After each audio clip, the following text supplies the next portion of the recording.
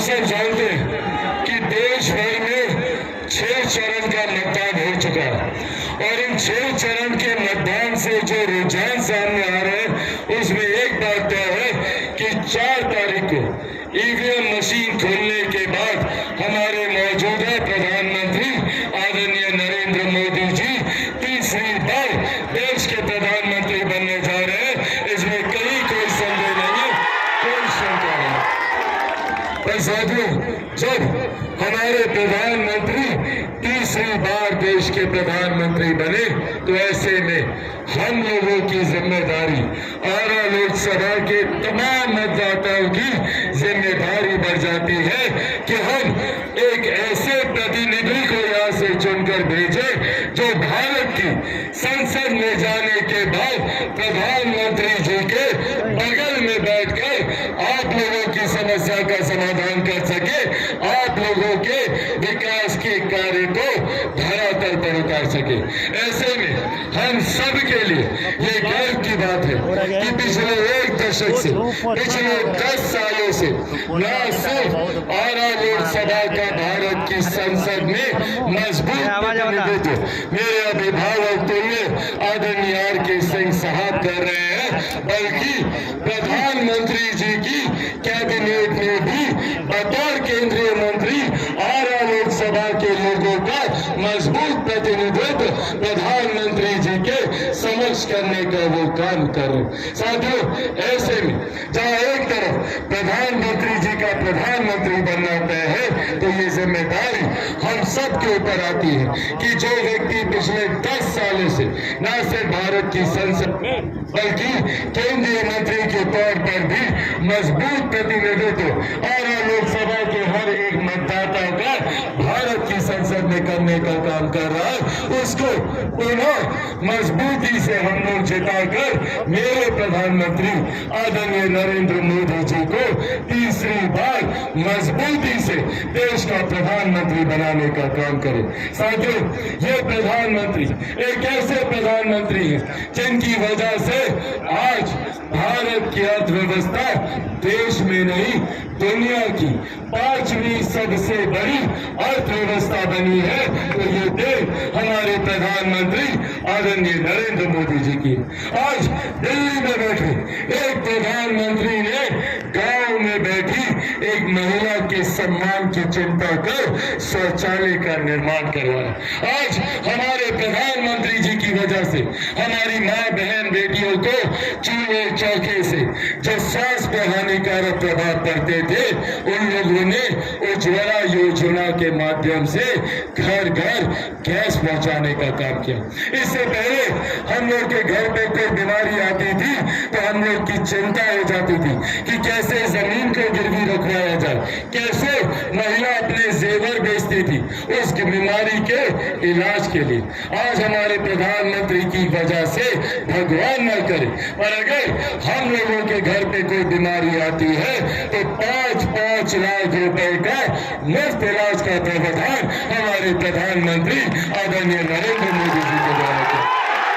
साथियों, आज देश की ही नहीं दुनिया की सबसे बड़ी गरीब कल्याण की योजना भारत में चल रही है, जिसका श्रेय मैं मेरे नेता मेरे पिता आदरणीय रामविलास पासवान जी को भी देता हूँ। आज उनकी वजह से देश में 81 करोड़ लोगों को मुफ्त में अनाज दिया जा रहा है। ये देन भी हमारे प्रधानमंत्री आदरणीय नरेंद्र मोदी जी। साथियों, जहाँ एक तरफ हमारे प्रधानमंत्री ने सरहद से सीमाओं को सुरक्षित रखकर अंतरिक्ष के माध्यम से देश में विकास के कार्यों को गति दी, तो वही हम लोगों की आस्था को भी सम्मान देने का काम किया। 500 साल तक भगवान राम लल्ला इसी तरीके से जैसे हम लोग टेंट के नीचे हैं, 500 साल तक राम लल्ला धूप गर्मी धूल मिट्टी आंधी तूफान बरसात बारिश में टेंट के नीचे विराजमान थे। पहली बार देश में एक ऐसे प्रधानमंत्री आए जिन्होंने अयोध्या में भव्य राम मंदिर का निर्माण कराकर प्रभु श्री राम की प्राण प्रतिष्ठा करवाने का काम किया।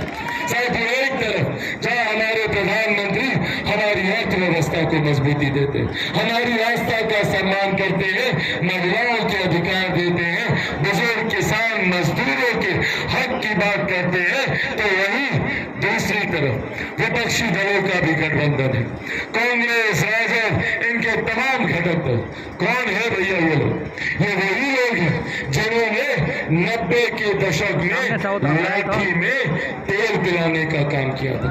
ये वही लोग हैं जिन लोगों ने नौकरी के बदले हम लोगों की जमीन में आज हम लोग की जमीन हथियाने का काम किया। आज विधिवत तरीके से हम लोगों की जमीन छीनने का कानून कांग्रेस और राजद के लोग बनाने का काम कर रहे हैं। अगर ये महागठबंधन के लोग जीतते हैं,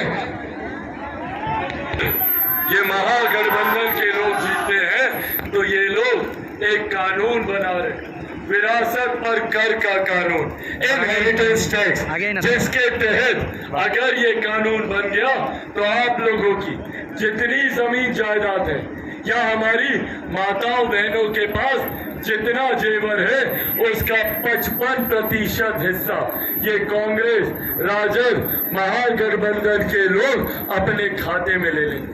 55% आप लोगों की कमाई का हिस्सा ये कांग्रेस, राजद के लोग आप लोगों से छीनने को लेकर कानून बनाने की सोच रख रहे हैं। और इस बात को छुपाने के लिए झूठ फैलाया जाता है, कहा जाता है संविधान खतरे में, कहा जाता है आरक्षण खतरे में है, लोकतंत्र खतरे में है। भैया ये लोग बात करेंगे लोकतंत्र की, जिन लोगों ने सन 75 में आपातकाल लगाकर सही मायनों में लोकतंत्र की हत्या करने का काम किया, आज ये लोग लोकतंत्र की चिंता कर रहे हैं। साथियों, आज आप लोगों के सामने, आप लोगों से मेरे नेता, मेरे पिता आदरणीय रामविलास पासवान जी के संघर्षों की कसम खाकर ये वादा आप लोगों से करके जाता हूं कि जब तक चिराग पासवान जिंदा है न आरक्षण को कोई खतरा है,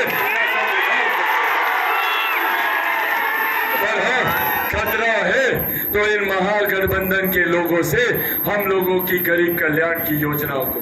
एक बार बताइए यहाँ पर कितने लोगों को प्रति माह 5-5 किलो अनाज मिलता है? हाथ उठाकर बताइए। अनाज मिलता है ना भैया? मिल रहा है कि नहीं? सब मिलना बंद हो जाएगा। अगर ये महागठबंधन का लोग जीता तो आप लोगों का अनाज मिलना बंद हो जाएगा, आप लोगों को मिलने वाली किसान सम्मान निधि बंद हो जाएगी, 5-5 लाख का जो मुफ्त इलाज मिलता है वो मिलना बंद हो जाएगा। इस सोच के साथ महागठबंधन के लोग आगे बढ़ने का काम कर रहे हैं ताकि कोई गरीब मुख्य धारा के साथ ना जुड़ सके।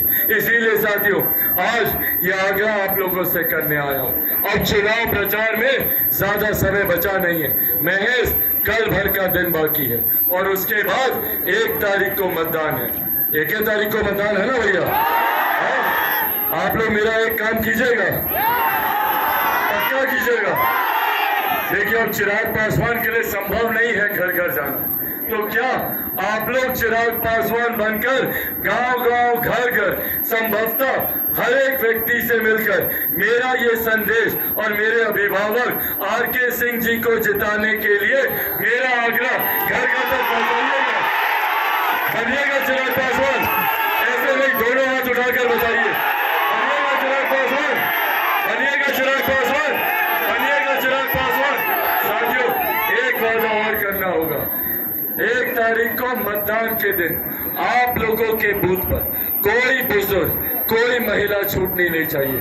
चाचा चाची, दादा दादी, नाना नानी, अड़ोस पड़ोस, यार दोस्त, रिश्तेदार, सबको बूथ पर लेकर जाना है, मतदान कराना है। अपने अपने बूथ पर 100% मतदान करवाइएगा, पक्का करवाइएगा। कितने नंबर पर बटन दबाइएगा? कितना नंबर? सबको पता है 2 नंबर? एक बार दिखाइए सब लोग 2 नंबर। ये 2 नंबर विजय का भी निशान होता है। 2 नंबर पर पर कमर छाप पर बटन दबाकर न सिर्फ आप मेरे अभिभावक आदरणीय आर.के. सिंह जी को जिताने का काम कीजिएगा, बल्कि मेरे प्रधानमंत्री आदरणीय नरेंद्र मोदी जी को तीसरी बार देश का प्रधानमंत्री बनेंगे और मेरे मुख्यमंत्री नीतीश कुमार जी को मजबूती मिलेगी, आदरणीय जीतन राम मांझी जी को मजबूती मिलेगी, आदरणीय उपेंद्र कुशवाहा जी को मजबूती मिलेगी, और तो और आप लोगों का बेटा, आप सबका भाई चिराग पासवान को भी आप लोगों का मजबूती देने का काम करेगा। तो सब लोग का आशीर्वाद है ना?